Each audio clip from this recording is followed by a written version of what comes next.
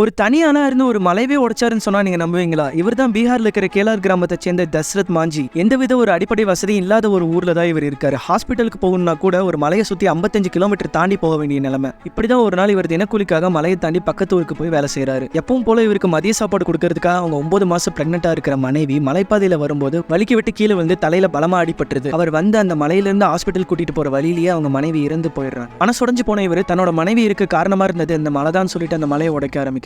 ஒரு தனி ஆளா இருந்து எப்படா இவன் இவ்வளவு பெரிய மலையை உடைப்பான்னு சொல்லிட்டு இவரை முட்டாள்னு சொல்றாங்க. ஆனா இவர் கஷ்டப்பட்டு 22 வருஷம் மலையை உடைச்சு சுத்தி இருக்கிற 60 கிராமத்துக்கு போக்குவரத்து வழியை உருவாக்குறாரு. இவர் உருவாக்கின இந்த வழினால 55 கிலோமீட்டர் சுத்தி போற ஸ்கூல் ஹாஸ்பிட்டல்ஸ் எல்லாத்துக்குமே 13 கிலோமீட்டர்லயே போய் சேர முடிஞ்சது. இவர் செஞ்ச இந்த நல்ல விஷயம் வெளி வந்ததுனால நிறைய டிவி சேனல்ஸ் இவர் கூப்பிட்டு இன்டர்வியூ எடுக்கிறாங்க. நியூ டெல்லியில இவருக்கு மவுண்டன் மேன் பட்டமும் கொடுக்குறாங்க. முன்னாடி இவர் செஞ்ச செயலை பார்த்து முட்டாள்னு சொன்ன கிராம மக்களை இவருக்கு சிலையும் வைக்கிறாங்க. இவரோட இந்த வாழ்க்கை வரலாறை வச்சு ஒரு திரைப்படமும் எடுக்கிறாங்க. தனி மனிதன் நினைச்சா எதையுமே சாதிக்க முடியுங்கிறதுக்கு இவர் மிகப்பெரிய உதாரணமா இருக்காரு.